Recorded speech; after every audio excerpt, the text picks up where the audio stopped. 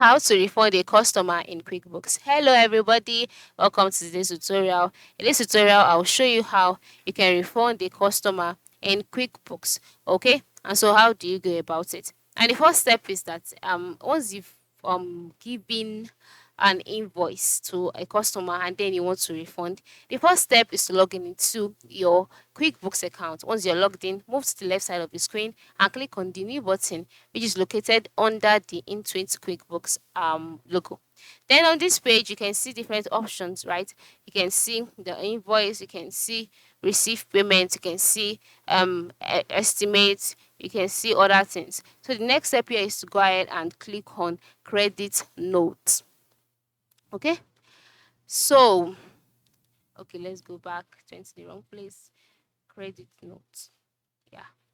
So credit notes is the same as credit memo, all right? So if yours is credit memo, just click on it. You're on track. So that was on the credit notes page. The next step is to input the customer's name here, then enter with the email, the billing address, the credit notes, the correct credit note, the tags, the product, services. Ensure you fill in all of this, and then once you're done, just go ahead and click on save and send. Then after that, go back to your own page, click on the new option again, and then after clicking on the new option, the next step or the next thing to do is to click on expense. All right, so let's look for expense. Is located under vendors. So just click on expense and then you wait for the page to load as well.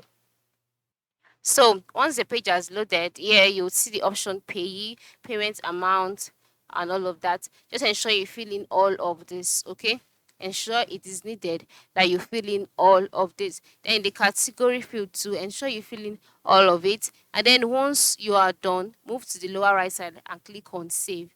Do not click on save and close, just click on save or click on save and close. Sorry, click on save and close. And then once you've done that, the expense note to be created and saved automatically.